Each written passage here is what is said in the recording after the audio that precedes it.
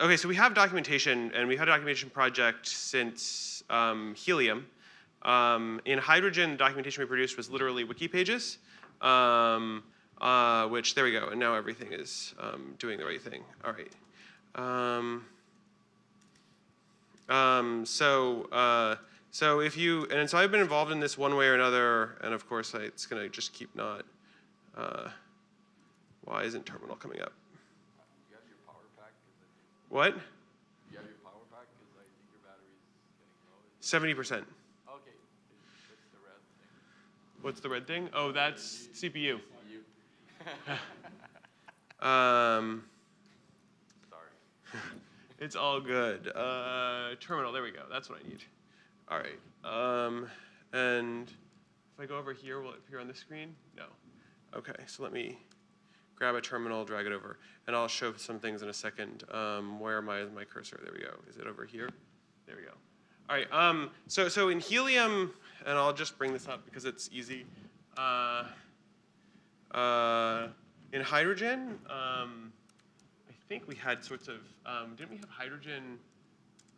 So if you go to the wiki and you go search for, let's do like, Hydrogen user guide. Yeah, here we go. So like in Hydrogen, like this is what we did.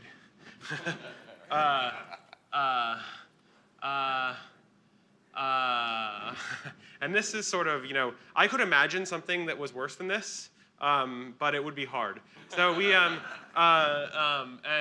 so we had like, and this is the developer guide, and sort of it was all technical content. It was basically just admitting the fact that, honestly what it was is it was admitting the fact that the only documentation that we were going to be able to produce in Hydrogen was documentation that we had produced for the wiki for people that were shipping Hydrogen. And so as a consequence, you might as well keep it all in the wiki and just point to it. And that was kind of a disaster. And then so for Helium, essentially Matthew, let me, there we go, that'll work. Can people see that okay?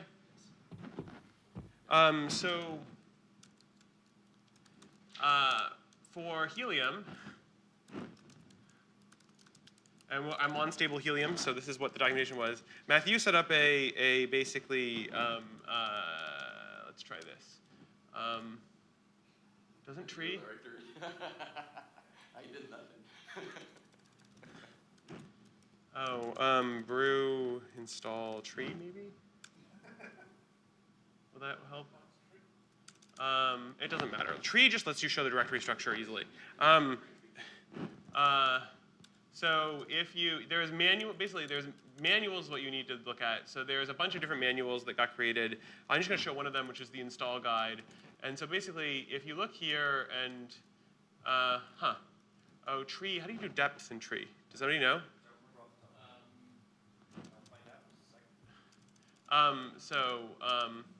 So basically, if you look at this, there's like a source main asciidoc tree-l, capital L. So okay, so like. In fact, one little thing is we actually started with docbook XML. Yeah. And then we wanted to do it ourselves, and so we kind of moved. So basically, we did what you, if you're programmers, you're going to do when you make documentation, which is that we found a thing that takes source code, compiles it into a reasonable output, and we started working on that. And what we really did is we stole the OpenStack documentation chain. Matthew did the hard work of making it actually work, and so you end up with something like this. So I'm in the install guide.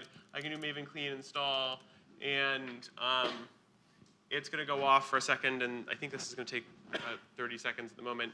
And it builds the documentation, and it turns it into a PDF, which and some HTML. And this will come up in a second. Basically, we took the style sheets from OpenStack that does the XSL. So if there's is there an XML style sheet expert in the? So anyway, so there's a whole lot of simplification. So this goes off, it runs for a while, and then it turns out it doesn't actually produce. I have no idea where it actually stores the PDFs. I've never learned. I just do that. Why? Target. Why didn't find dot startup PDF work?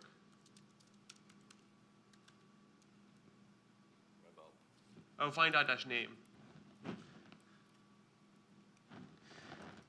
I'm too tired. Okay, and so that then produces something that looks kind of like, if I can remember which direction things go, like this, which is the documentation you see, and if you've seen before, and actually if you go to here, the software downloads page, and I'll make this much bigger.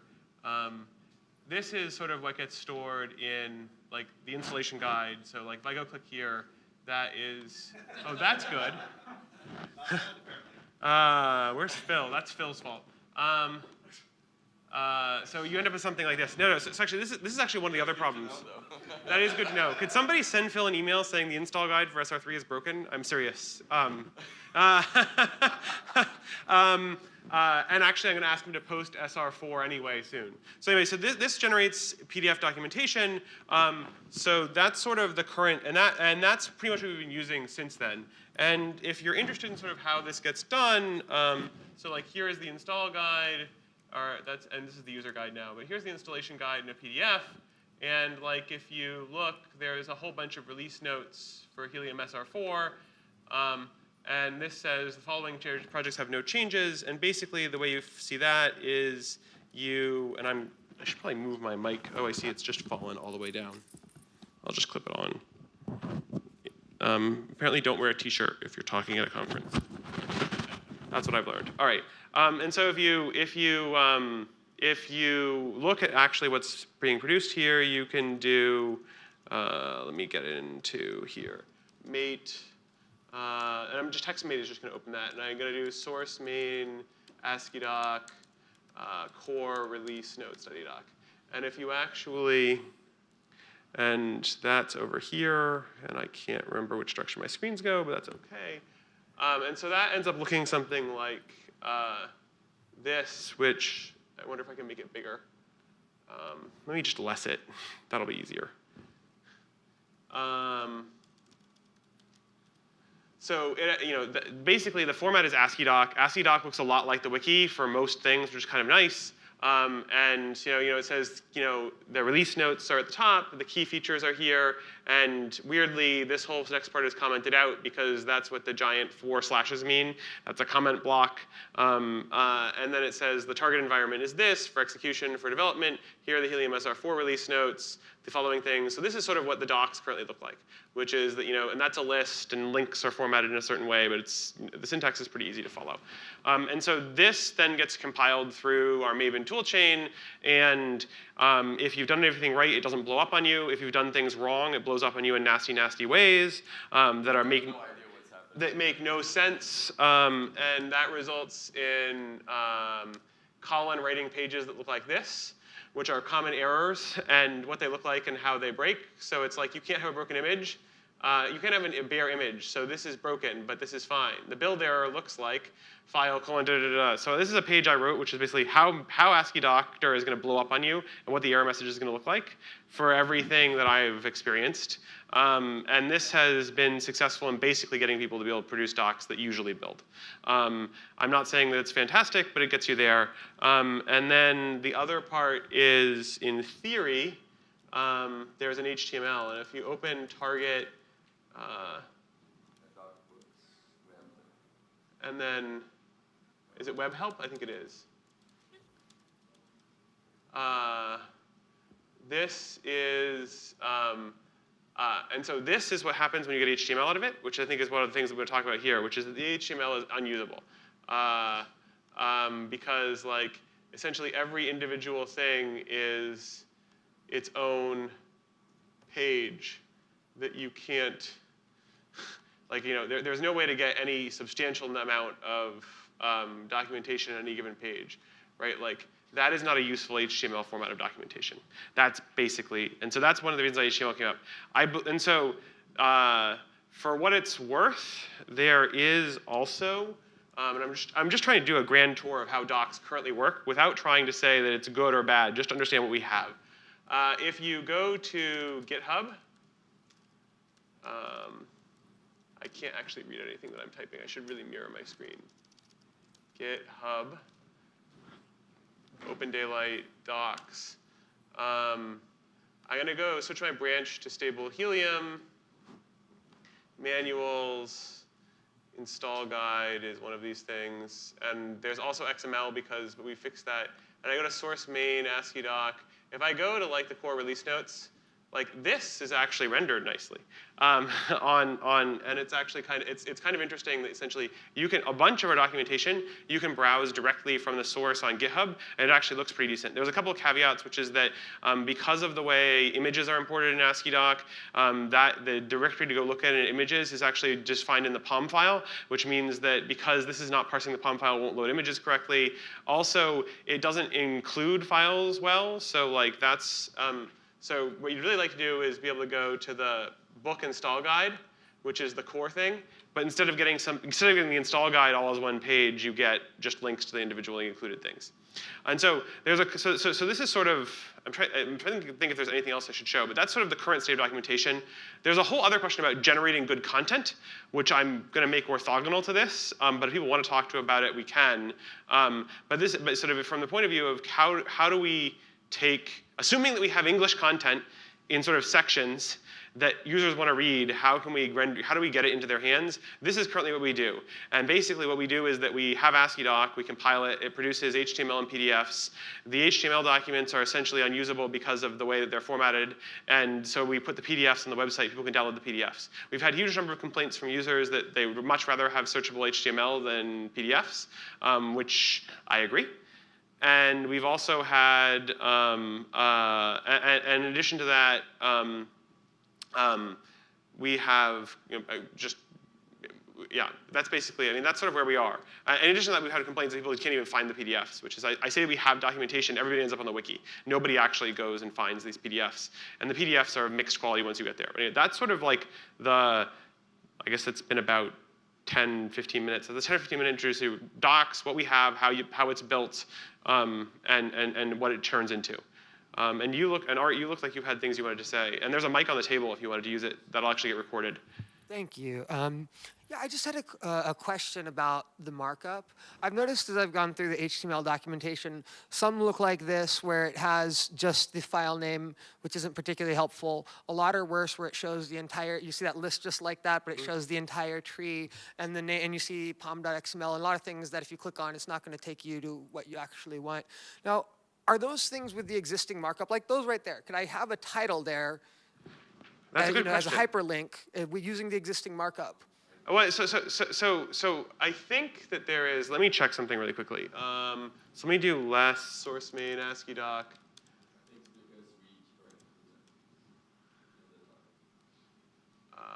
And just the reason why I'm asking is because it seems to me like one little thing that someone who's not an expert could do is come in and clean up the markup to make it more browsable. So the answer is that that's not.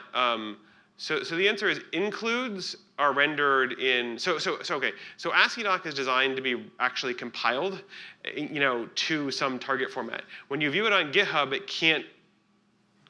It can't really compile it. So what it's doing is rendering a partial compilation of that file. And the thing which you can't do when you just view it on GitHub is do an include properly. And so instead of doing the include properly, it expresses a hyperlink to that file. And so the hyperlinks that work correctly are not includes, they are actually links in asciidoc, which point to another location. And I don't know if those actually work.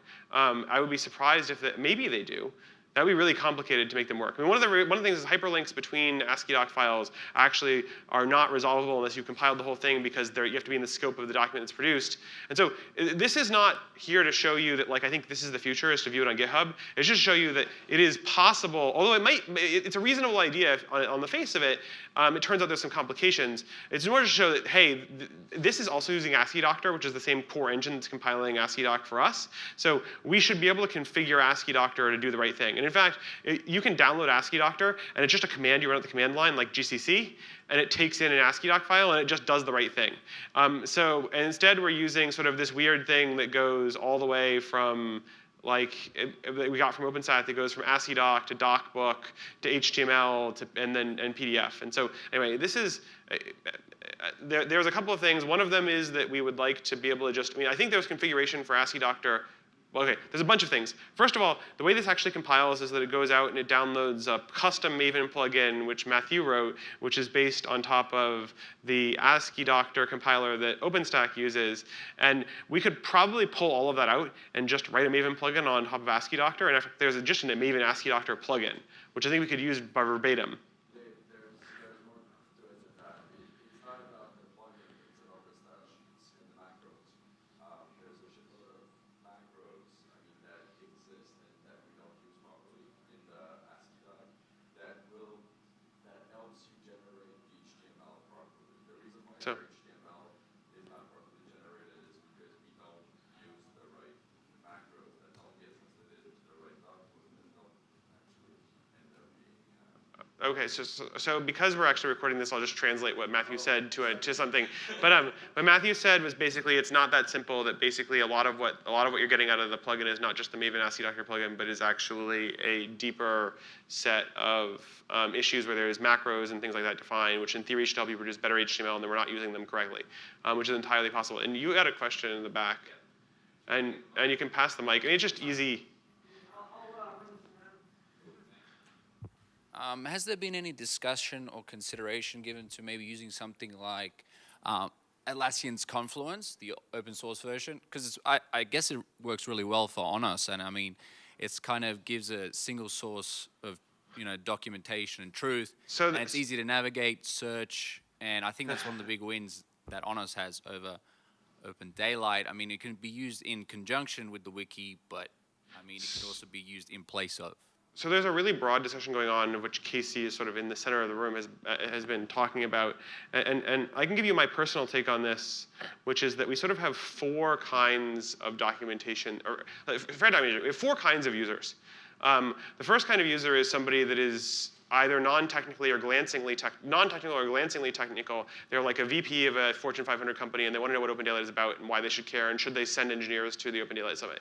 For those people, my assertion is that they should be going to opendaylight.org, and the Linux Foundation is responsible for that content. Yeah, The second, so anyway, the last three are the people that are interesting. We have network operators, or administrators, users, like these are end users. Then we have developers that are external to Open Daylight.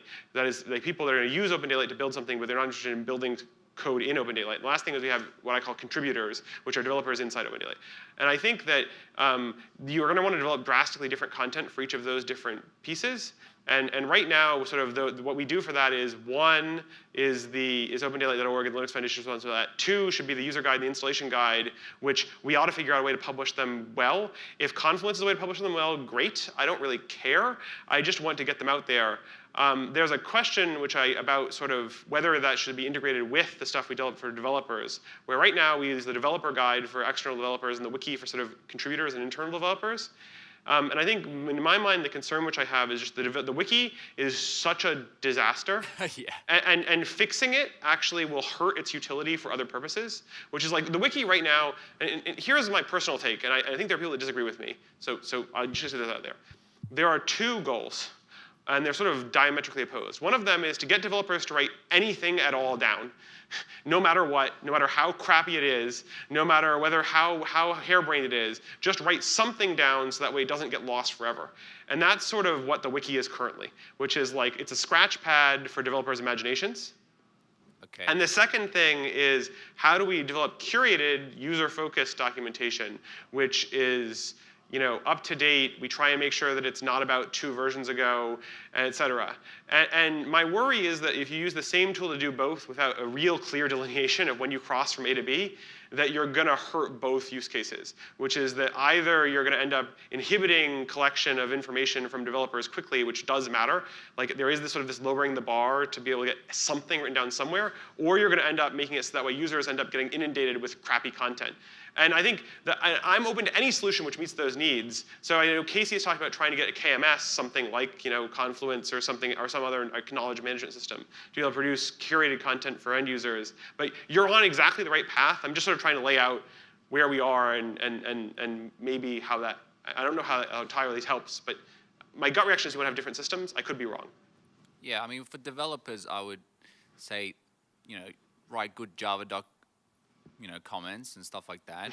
Generate Java doc from that because it's in code, you know, explain Yeah, the API for each method and attribute and whatever. And then to understand conceptually, like, you know, there's on the wiki several explanations of MD-SAL. Yes. And one of them is called, you know, model driven, whatever it is, model driven abstraction layer, and one of them is model driven adaptation layer. No,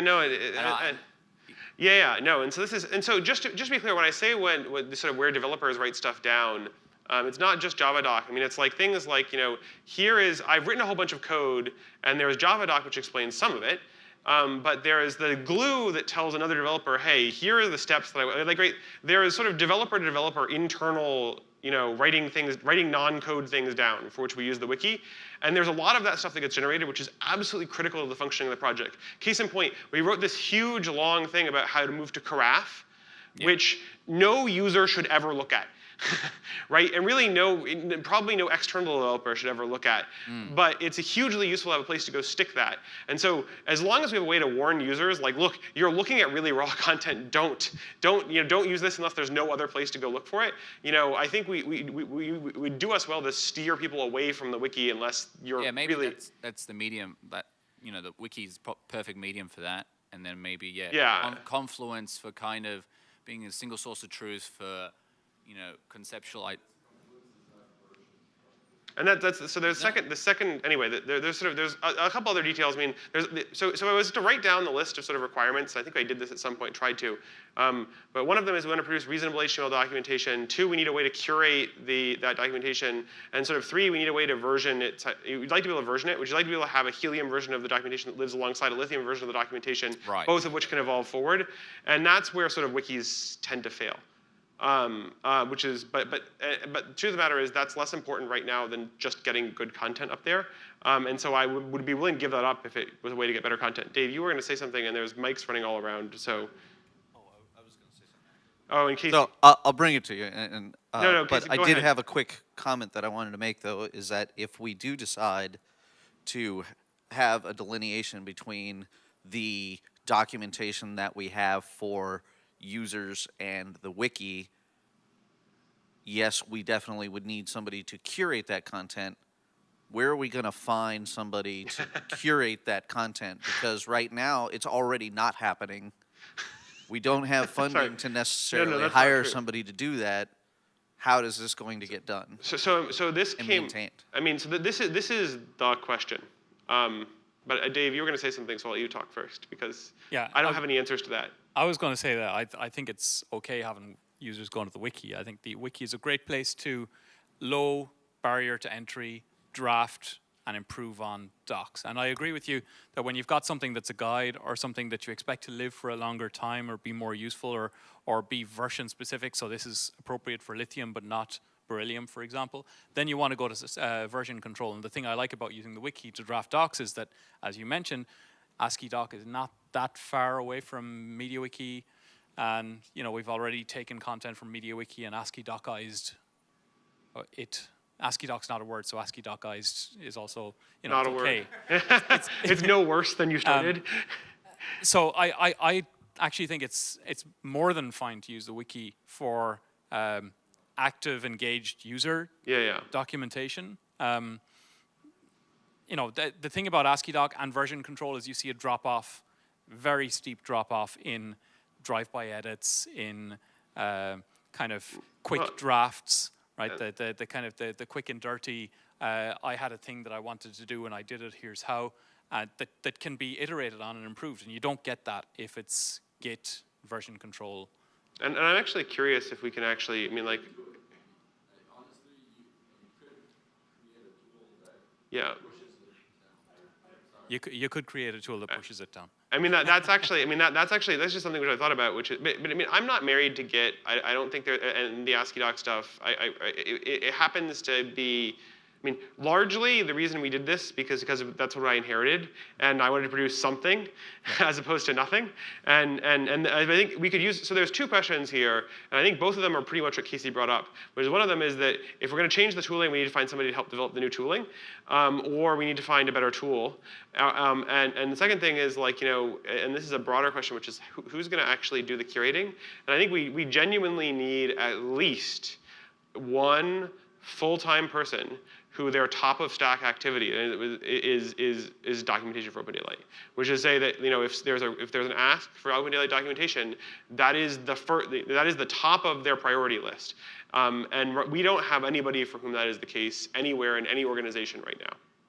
So you said it earlier, though. I mean, we just need good docs, right? The tools are not necessarily the problem. I will say that using the wiki for everything is a bad idea, and you mentioned API docs, and we've got REST APIs and Java APIs that their documentation is a 300K file, a wiki page, right? Well, I mean, and we do have actually, we're moving. That's wrong. That's bad. We shouldn't do that. And we're moving in better directions, which is like I think Ton. Where did Ton go? Okay, so maybe. So Ton and Andy run our infrastructure, and one of the things that we've been doing is we're moving to building all of our code using Jenkins Job Builder, and as part of doing that, we've started to also sort of homogenize what our build files look like. And so, for instance, everybody is now generating JavaDoc. And so modifying things so that way correctly, which is modifying things that we produced, daily one gargantuan JavaDoc site, which has a JavaDoc for all of Open Daylight, would be something that's entirely within the realm of reason right now. And also generating it so that way the docs get published and actually automatically stored somewhere is something that's entirely within reason. But this is sort of, these are all, if people are interested in helping out, I sort of have some ideas about how you would go and get this, and I'm sure Ton has other ideas. But we need people to do that work. We need people to help actually curate content, and we need people to sort of sit down and try and help do pilots. I mean, like if we want to use Confluence, do you want to help sit down? We have a Jira account. We have a test. You could show, hey, here's how we would do it on Confluence. I mean, that's really what's missing right now is just boots on the ground playing around with these ideas and trying to make them real. And one of the things I've noticed about Open Daylight is, at least in my experience, the thing that stops progress is not people not wanting to do things. It's people not giving good enough instructions on how everybody else can follow. That if you have a good idea and you document it well and explain to other people how to go do it, that we've gone through those hoops. And that's, case in point, we did manage to get everybody into Carafe, that pretty much worked. We've gotten everybody into Jenkins Job Builder, that pretty much worked. And it was by building tools and giving good instructions. And if we build tools and give good instructions about how to move to any other documentation platform, people will follow you as long as the output is good. But there's actual work involved, and the reason why we haven't made progress is basically because I haven't had time to do work. And so this is really a plea of, I understand exactly where we are and why it sucks, and how we get out of it is something which I haven't had time to spend enough time to do. And this is sort of a plea. Anybody who's out there that wants to help try and get our documentation pipeline to work in the right way and has ideas, please come and help. So I just had a quick comment that David said, that he thought that our tools were probably fine and that we just needed to refine our processes and stuff like that. But right. Well, yeah. But changing the tools is also going to provide us with, in some sense, better documentation. And by better documentation, I mean like what I'm specifically thinking of is like dynamic containerized information. We can't do that currently within our wiki, or I mean we can kind of do it on opendaylight.org. But if I want to put like project information or a code snippet or something like that somewhere on one of the wiki pages, and then reference that somewhere else in the wiki, you have to basically copy and paste it or retype that. That's not true. There's all sorts of, you can very easily pull in a section of a MediaWiki page to another MediaWiki page, and I do it all the time. It's just a matter of understanding the tooling. I mean...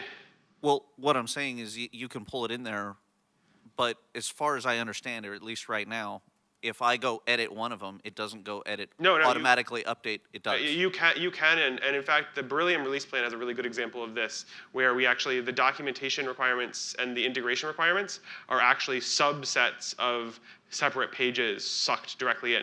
So you can do that, it's just a matter of understanding your tooling. It's not always the prettiest thing in the world, but there are MediaWiki plugins that absolutely let you reference named subparts of another page, and not just reference, I mean pull them in the exact content. There's a little bit of caching issues where it is that like, it takes a day for everything to sort itself out unless you do a null edit, and a null edit is the stupidest concept that anybody's ever come up to update a cache invalidation, but it does work. I think that it's understanding requirements, which are the ability to suck in documentation from other places, is useful. So I mean, like that would be, and also I think the other huge one that we're missing, which this may be more complicated, we don't have a way to report shitty content. Like, no matter where you are on our documentation, if you come and have something that's wrong,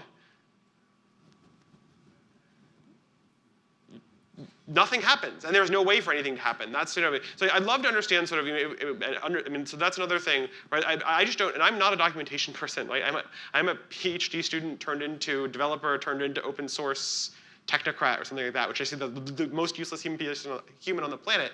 But like, I would love to know if there are tools that are designed to do this and make this easier. I haven't heard anybody come out and say, oh yeah, this tool is the one that actually solves everything,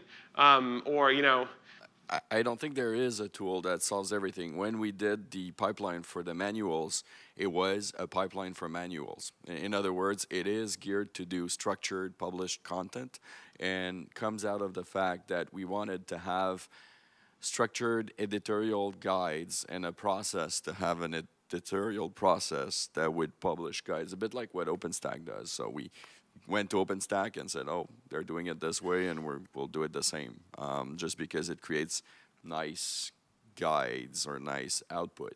But I don't think it should be the only documentation for Open Daylight. In other words, having a clear, right now, our user guides and dev guides are kind of, they feel like a student patchwork. In other words, all the projects are throwing documentation, and Colin goes in and edits everything and tries to make sure that they submit a certain level of quality, but in the end, he's kind of the student that you send all your homeworks to, and he actually puts it together. No, I mean, so there's two problems I'd sort of like to tease apart here. One of them is sort of, how do we generate, well, so, and we talk about both of them. How long do we have? Is this end at 3? Does anybody know? So it's just to end in 5 minutes, great. So there's two problems. There's two problems here.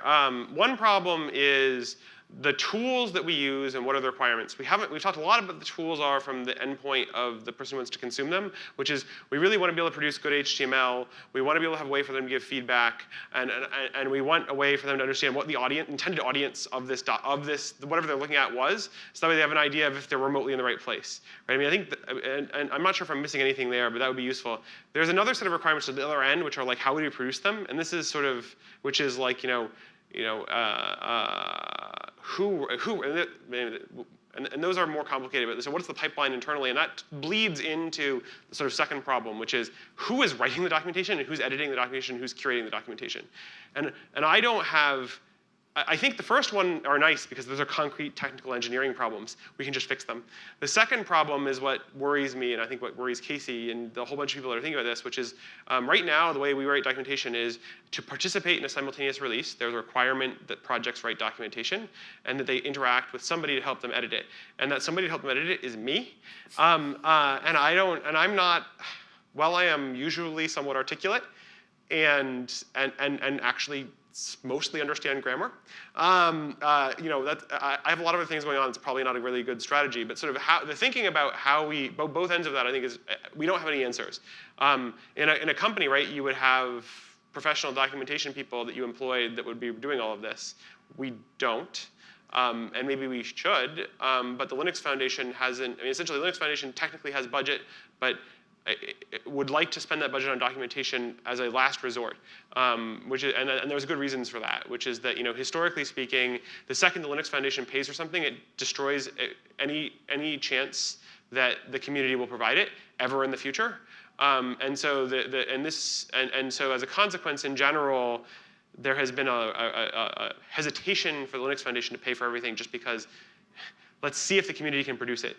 And the community produced Dave Neary, who did amazing things, but we need a full-time Dave Neary, and I think we're about to lose our quarter-time Dave Neary. Some. No. I'm going to miss Dave Neary. You? So okay, so Dave Neary works for Red Hat. He was working on a lot of community outreach and advocacy in Open Daylight. He's a huge thing. So all of the user studies that you see, like Cornell University, things like that, that's stuff which Dave did. Dave's been hugely helpful in figuring out documentation, all that kinds of things. You're moving to working with OPNV mostly, aren't you? Or am I misstating that? Mostly. We'll talk after. You're putting me on the spot. Sure. All right, so Dave is awesome. Go find Dave. He's a lot of fun to talk to. No matter what's happening, no matter where he's officially working, Dave is a lot of fun to talk to. Is that? But anyway, so I don't have any answers. I've got problems, and I would love help trying to figure out what the tooling we should use is. The good news is that Casey and Art, who are both sitting here, they work for the Linux Foundation, and their task isn't documentation, but it's broadly sort of user engagement, and I don't really understand technically what your task is. Generically help Open Daylight, I know is it, but. Well, I think for me, right there. For me, it's probably more at the introductory side. I kind of see myself as almost like you might consider like the pre-sales portion of it from a company perspective. And so this is Art, by the way, who's talking. Yes, Art, technical marketing. Yeah, and so we're working on introducing a lot of, like what you mentioned, the introductory type of content pages that might, sit on the ODL website and hopefully build people up towards where they can get to, competent to use the documentation. And hopefully, especially in the more introductory sides of the documentation that exists, I'm hoping can help to bring some assistance with that. And so I think, and your mini Phil, right? Is that the short description? Yeah, my unofficial title is Mini Phil. So official title is Technical Program Manager for Linux Foundation. My name is Casey, and my role is to help drive adoption of Open Daylight, help the community in any way that they need, whether technical assistance or how to get involved or get projects into Open Daylight. Basically, all of the hats. If somebody needs something, they can come to me, and I am supposed to either be able to provide the answer for them or get them in touch with the right people. And so hopefully, I think this is probably all I was really expecting from the session, but we have a pretty good idea that what we're currently doing is not as good as it could be. Which I think would put it as charitably as somebody could put it. We have an idea of what the kinds of properties we would like a solution to have, and we have, essentially probably net total of, half to a quarter of a full-time person who's actually working on trying to fix this. And what we desperately need is both technical people in order to help us develop the documentation tooling and the tool chains on one side, and non-technical people to help us either evaluate new tools that make that easier or really actually take on developing documentation. And that's not necessarily non-technical people. Just, we need people that are willing to do those kinds of those kinds of tasks, and they're not completely non-technical because understanding what Open Daylight does is really going to be critical to that. And so that's really, we need boots on the ground and humans. And so the lack of progress I think we've had in our documentation tool chains has not been for lack of understanding what's wrong, but has been for lack of having anybody who is willing to grab it, drive it, and actually invest 20 to 40 hours a week in making it happen. And so if you know anybody like that wants to help, and I'm going to stare at you because you had concrete suggestions. I'll teach you to make suggestions. But what's your name, by the way? Garen. Oh, where do you sit? In Australia. Ah, so yeah, no, I didn't. Names escape me. Anyway, so anyway, but that's what we need. And so and unfortunately, we really need a lot of time from somebody. So I think probably what it's going to take is a company, probably a platinum company, because those are the people that have, but I don't care whether it's platinum or not. I'm just statistically speaking, that's who actually has humans that they can justify investing, but who full-time does this, and probably a couple of them. And so tell your managers that this is something we actually need. I don't know, that's sort of my, and we can figure out where to go from there. But that's, and if you're interested in helping and you have significant amounts of time and you want to help out, I'm not saying that if you don't have 40 hours a week, you shouldn't help, but we need boots on the ground pushing on these problems, and I'm happy to help anybody who comes along. But I think we know understand what's wrong, and we don't really understand how to fix it. So help. I don't know. That's sort of the weakest plea ever. But I don't know, do people have other questions? I mean, hopefully this helped at least understand where we were and what's wrong. So I kind of represent like an external developer who's Yeah. using Open Daylight, trying to interact with like RESTconf. Yeah. And so getting started was difficult because of the documentation. And Yeah. so I kind of wound up using the API Doc Explorer to Yeah, yeah. understand the structure of things. And so maybe a very quick and intermediary step might be just some annotations there, some descriptions of what each of the APIs do, and just, minimal content would have been like just worlds better than what was there. Yeah, and cool. I mean, and that's something we could definitely do. I mean, like we actually there's like description fields in the Yang models, and just passing the description fields through into the API doc would be cool. Can you file a bug against the API doc Explorer? Where is that? Is it in the controller? I think it is in controller. Yeah, but I think it's passing it. It's just most of our Sorry. I think most of the time the information passes through. It's just that the Yang files are missing. Oh, it's just we have really crappy Yang files. Fantastic. Yeah. I think Dave wants the microphone. Yeah, so one other thing to add to the list is if you can't write the documentation, but there are things that you want to do with Open Daylight that we haven't thought of, we're collecting those. So there's a documentation wish list in the wiki, which is useful for something, documentation/wish list.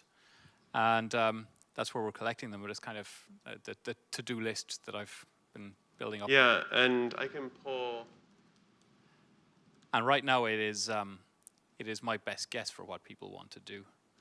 So if there's stuff on there that you say nobody would want to do that, please let me know too, because I'm not a networking person traditionally. So just telling us what you want to do and can't do is also, as you've just found out, useful, because then we can fix it. And so if you go to documentation/wish list on the wiki, this is what Dave's talking about. At least that way it'll be in the recording. So the goal there is kind of user-focused, user-task-driven documentation, which I have a problem or I have a thing I want to do, and how do I do it? Yeah, don't know how to do it. Because this is what I was going to say, is that I'm not necessarily a networking person. A lot of the people who are developers on the project, I'm pointing at Colin, he's probably the worst example, the worst person to point at for this, what I mean. But are focused on their project and not necessarily how it fits into a big picture and how it might be used from a user level. So just letting somebody like me know what you want to do gives us something we can work with. So if you're interested in helping out, and I know that I think I've heard 3 people from Brocade that are interested in helping out, which is awesome. It's awesome to be at the company where people actually want to help. But if anybody is interested in helping, I'm happy to figure out what the most productive way to engage is. And I know that Gary and Mark, both from Brocade, have said, we want to help out, but and they want to help out sort of improving some subs of the documentation. We have a bunch of documentation. People that are willing to edit it and enhance that's always going to be awesome. If there are people that are interested in doing, doing more in the sense of actually helping with the tool chains or evaluating new tools, completely new tools, that's also stuff we could use. But sort of any help we can get would be great. I'm happy to coordinate how the help goes. But anyway, that's sort of I think we understand a lot of the problems. I don't know, Dave, would you be willing to help try and write down sort of like the meta problems that we understand about documentation? Here is, I've started doing some of it here, but I feel like we've sort of done this a bunch of times where we haven't quite, just write down everything we understand that's wrong and what the properties we want of a solution are. That would probably help a lot. Yeah. Or just, not even a strategy, just a requirements document, right? And I'm happy to try and do that. I sent some emails to the documentation list, but maybe just and then we can get that up there, sort of like here, how do you engage? How do you help out with documentation? But I think that the fastest and most productive thing we could probably do is try and find out with ways for users and end user developers to actually be able to close the loop, which is understand where to look, trying to make it clear where to look, and if they don't want to find what they're doing, how to communicate they haven't found it and engage. And that's the loop we haven't closed. Also on the easy way to give feedback, did you have anything in mind, Colin? Because if we actually get the HTML templating to just do the proper template at the right level, you can actually integrate discuss directly on each of the page, and people. Yeah, I mean, integrating discuss would be one great way. I mean, just having a button somewhere where you can click, and when clicking it, and it emails or it generates a notification to anybody in any way, so that Because right now it's just turned off. I mean, there's a bunch of stuff that's just turned off because of the lack of time. And Oh, and the question is, do you want that on? I mean, I think actually that's going to be more useful on the wiki. So, are there wiki plugins for MediaWiki that we could put in that let you flag? I mean, like you give feedback and comments at the bottom of it. There probably are, because there's plugins for MediaWiki to do everything. There's probably a plugin for MediaWiki that turns every page into an airplane that flies you to Tahiti. It's sort of been my experience with MediaWiki, and it's filled with security vulnerabilities, and it hasn't been updated since 2010. But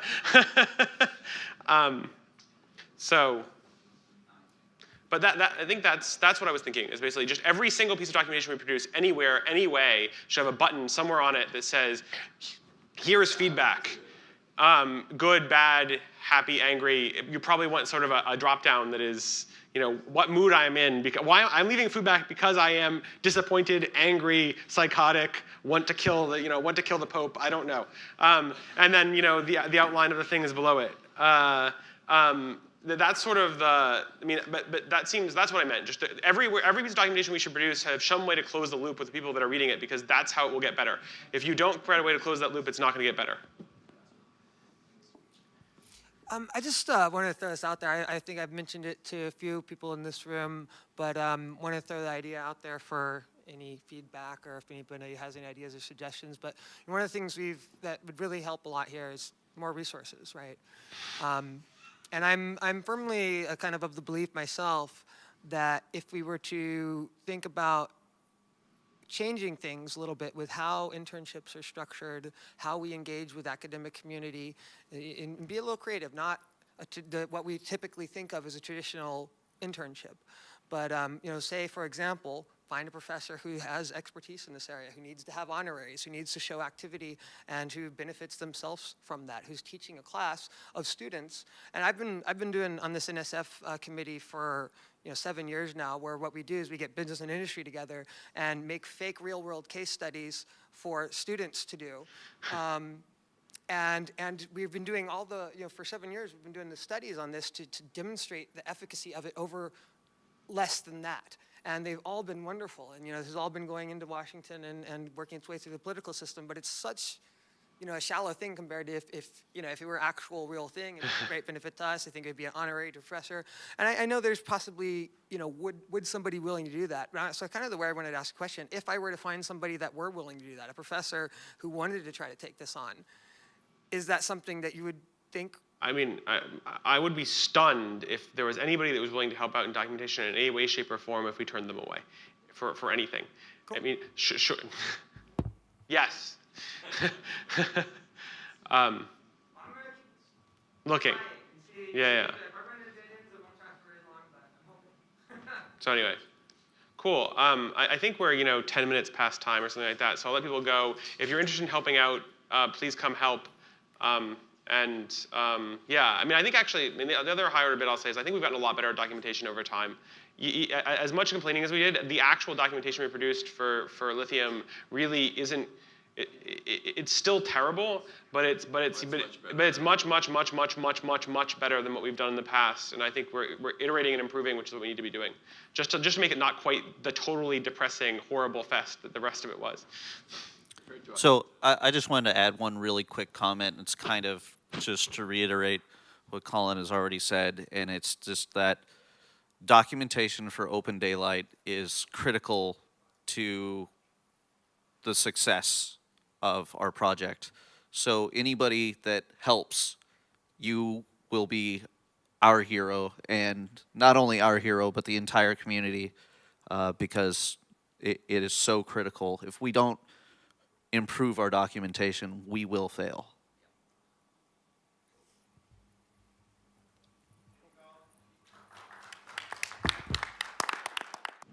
So like in hydrogen, like this is what we did.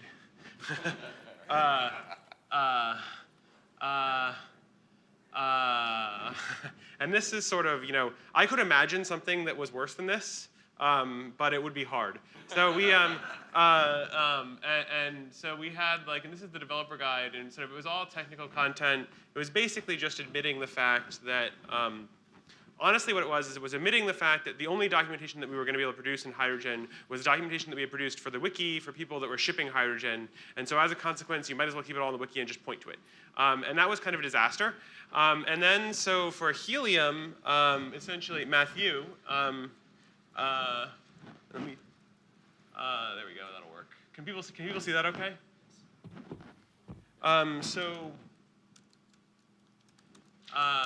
For Helium, and I'm on stable Helium, so this is what the documentation was. Matthew set up a basically, let's try this. Doesn't tree? I did nothing. Brew, install tree maybe? Will that help? It doesn't matter. Tree just lets you show the directory structure easily. So anyway, so this generates PDF documentation. So that's sort of the current, and that's pretty much what we've been using since then. And if you're interested in sort of how this gets done, so like here is the install guide, and this is the user guide now, but here's the installation guide in a PDF. And like if you look, there's a whole bunch of release notes for Helium SR4. And this says the following projects have no changes. And basically the way you see that is and I should probably move my mic. Oh, I see it's just fallen all the way down. I'll just clip it on. Apparently don't wear a t-shirt if you're talking at a conference. That's what I've learned. All right. And so if you look at actually what's being produced here, you can do, let me get into here, mate. And I'm just text mate is just going to open that, and I'm going to do source main asciidoc core release node study doc. And if you actually, and that's over here, and I can't remember which direction my screens go, but that's okay.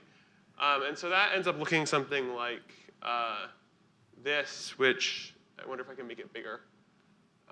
Let me just less it. That'll be easier. So basically the format is asciidoc. asciidoc looks a lot like the wiki. So there's manuals what you need to look at. So there's a bunch of different manuals that got created. I'm just going to show one of them, which is the install guide. And so basically, if you look here and, tree, how do you do depth in tree? Does anybody know?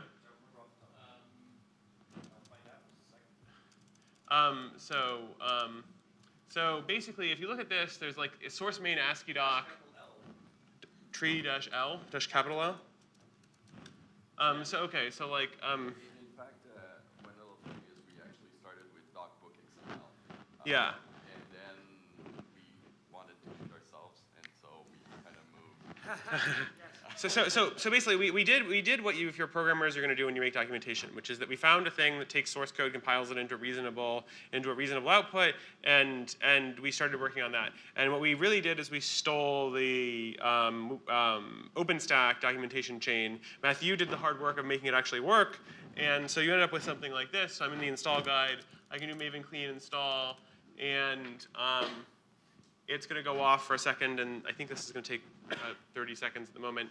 And it builds the documentation, and it turns it into a PDF, which and some HTML. And this will come up in a second. Basically, we took the style sheets from OpenStack. Okay, so we have documentation, and we've had a documentation project since Helium. In Hydrogen, the documentation we produced was literally wiki pages. Which, there we go, and now everything is doing the right thing. All right. So if you, and so I've been involved in this one way or another, and of course it's going to just keep not, why isn't terminal coming up? You have your power pack? What? You have your power pack? Because I think your battery's getting low. 70%. Okay. What's the red thing? What's the red thing? Oh, that's CPU. Sorry. It's all good. Terminal, there we go. That's what I need. All right. And If I go over here, will it appear on the screen? No. Okay, so let me grab a terminal, drag it over, and I'll show some things in a second. Where am I with my cursor? There we go. Is it over here? There we go. All right, so in Helium, and I'll just bring this up because it's easy. In hydrogen, I think we had sorts of, didn't we have hydrogen? So if you go to the wiki and you go search for, let's do like, hydrogen user guide. Yeah, here we go. That does the XSL. So if there's is there an XML style sheet expert in the? So anyway, so there's a whole lot of simplification. So this goes off, it runs for a while, and then it turns out it doesn't actually produce. I have no idea where it actually stores the PDFs. I've never learned. I just do that. Why? Target. Why didn't find dot start a PDF work? Web help. Oh, find dot dash name. I'm too tired. Okay, and so that then produces something that looks kind of like, if I can remember which direction things go, like this, which is the documentation you see, and if you've seen before, and actually if you go to here, the software downloads page, and I'll make this much bigger. This is sort of what gets stored in like the installation guide. So like if I go click here, that is, oh, that's good. Where's Phil? That's Phil's fault. So you end up with something like this. No, so actually, this is actually one of the other problems. That is good to know. Could somebody send Phil an email saying the install guide for SR3 is broken? I'm serious. And actually, I'm going to ask him to post SR4 anyway soon.